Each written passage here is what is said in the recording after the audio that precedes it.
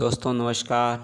मैं धीरेन्द्र कुशवाहा आज एक विषय पे बात करने चल रहे हैं। अवचेतन मन और आदतें, अच्छी आदतों और चरित्र का निर्माण। दोस्तों, हम जिन कामों को लगातार करते हैं हमारी शख्सियत उन्हीं के मुताबिक ढल जाती है।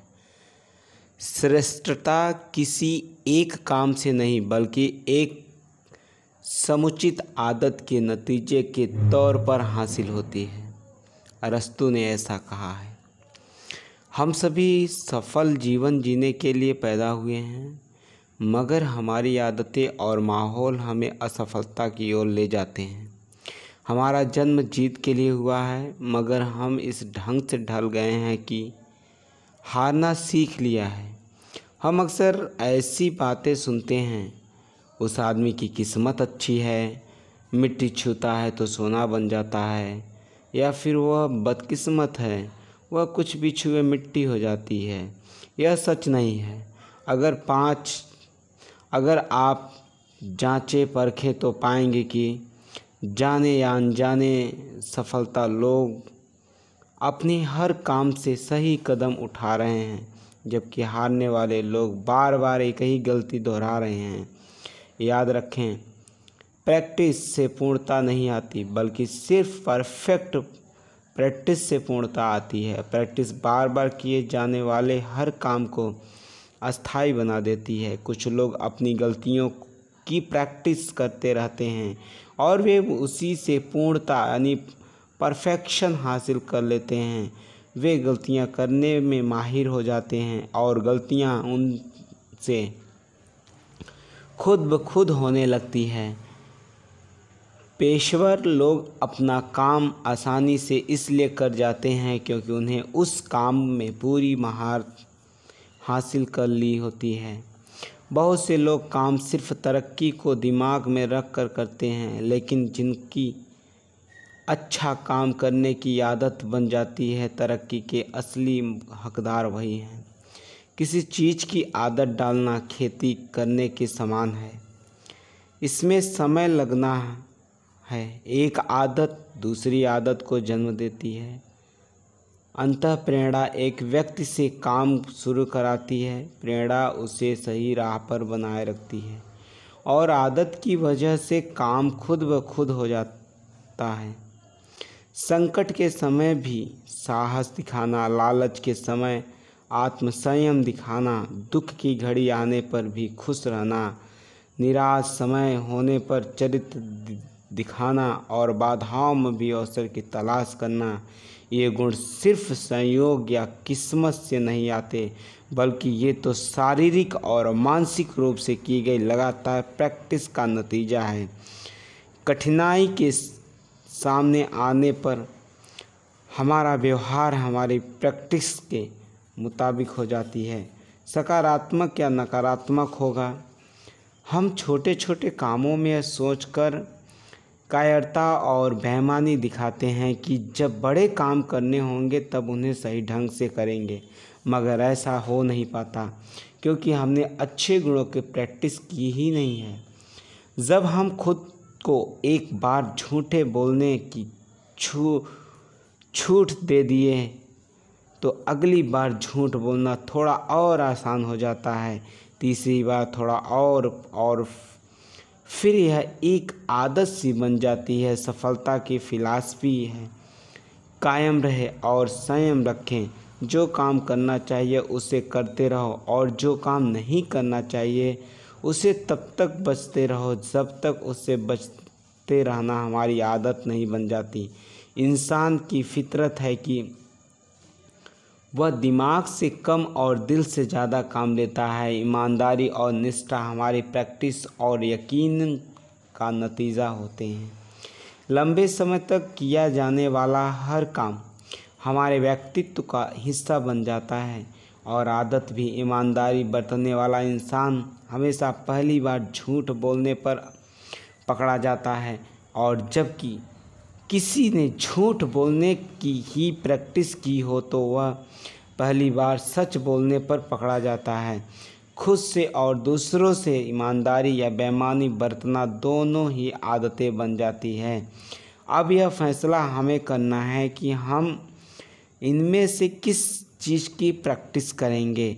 हमारे सोचने का तरीका भी आदत का एक हिस्सा बन जाता है। हम आदतें बनाते हैं और आदतें हमारा चरित्र बनाती हैं। हम किसी आदत को महसूस करें उससे पहले वह हमें अपना चुकी होती है। किसी ने कहा है, हमारे विचार काम की तरफ ले जाते हैं, काम से आदत बनती है और आदतों से चरित्र बनता है और चरित्र से हमारा भविष्य बनता है। इसीलिए हमें सही ढंग से सोचने की आदत डालनी चाहिए।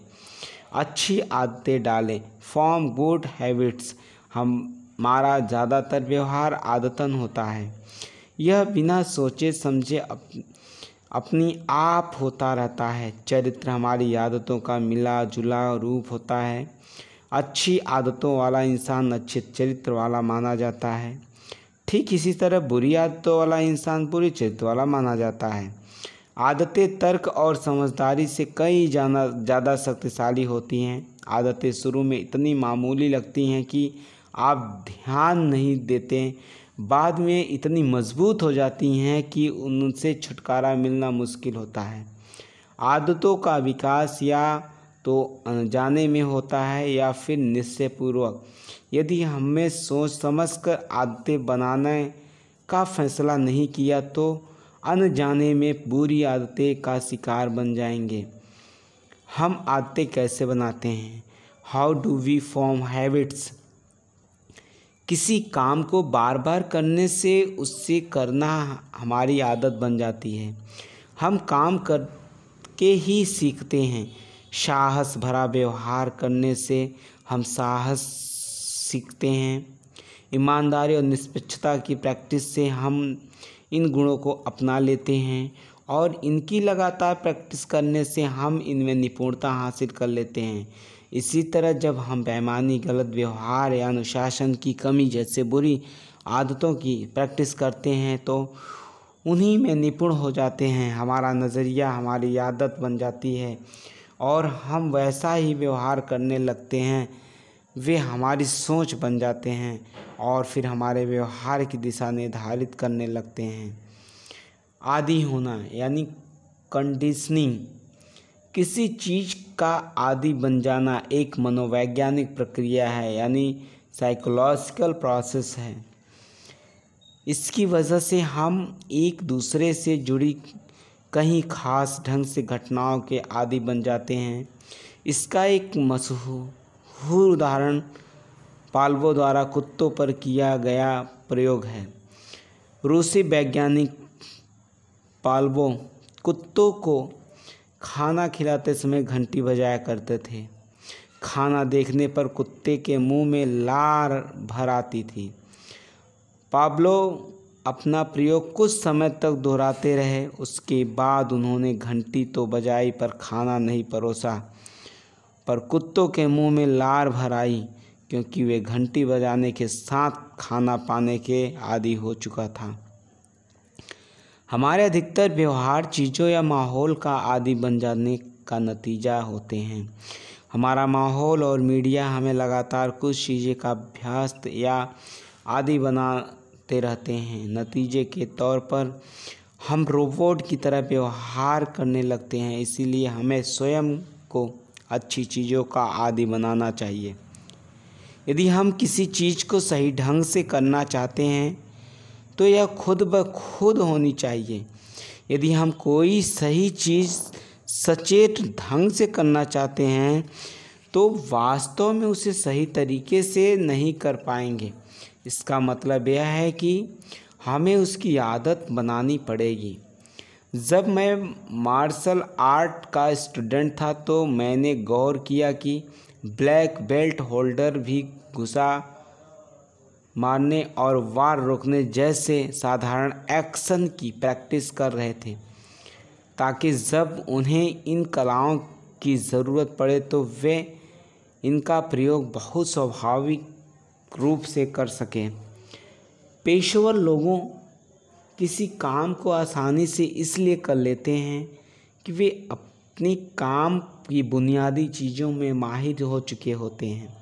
कई लोग अच्छा काम कामयाबी पाने के इरादे से करते हैं, पर उसे पाने का हक उन्हीं को होता है जो अच्छा काम आदतन करते हैं। अच्छी आदतों को अपनाना मुश्किल है, लेकिन उनके साथ जीना आसान है। बुरी आदतें अपनाना आसान है, मगर उनके साथ जीना मुश्किल है। How do we get conditioned? हम आदतों के आदी कैसे बन जाते हैं? उस विशाल हाथी के बारे में सोचिए जो 1 टन से भी ज़्यादा वज़न सिर्फ अपनी सूंड से उठा लेता है। ज़रा सोचिए कि उसी हाथी के एक पतले रस्सी और एक खूंटे से एक ही जगह पर बांधे रहने का आदी कैसे बना दिया जाता है, जबकि वो खूंटे को आसानी से उखाड़ कर जहाँ चाहे वहाँ जा सकता है। जवाब यहाँ यह है कि बचपन में हाथी को एक मजबूत जंजीर और एक मजबूत पेड़ से बांधा जाता है। हाथी बच्चे की तुलना में जंजीर और पेड़ मजबूत होते हैं। बच्चे को बांधे रहने की आदत नहीं होती है, इसलिए वह उस जंजीर को खींचने और तोड़ने की लगातार नाकाम कोशिश करता रहता है। एक दिन ऐसा आता है जब बच्चा समझ जाता है कि खींचने और तोड़ने की कोशिश करने से कोई फ़ायदा नहीं है। वह रुक जाता है और शांत खड़ा रहने लगता है। अब वही दिमाग रूपी से इसका आदी हो चुका होता है, और जब वही बच्चा एक विशाल हाथी बन जाता है तो उसे एक कमज़ोर रस्सी और खूंटे में बांध दिया जाता है। वह हाथी चाहे तो एक झटके देने से ही आज़ाद हो सकता है, मगर अब वह कहीं नहीं जाता क्योंकि वह बचपन से ही दिमागी रूप से इसका आदी हो चुका है। हम पर ना जाने अनजाने इन चीज़ों का असर पड़ता चला जाता है। जैसी किताबें हम पढ़ते हैं, जैसे फिल्में और टीवी प्रोग्राम हम देखते हैं, जैसे संगीत हम सुनते हैं, जैसे संगति में हम रहते हैं।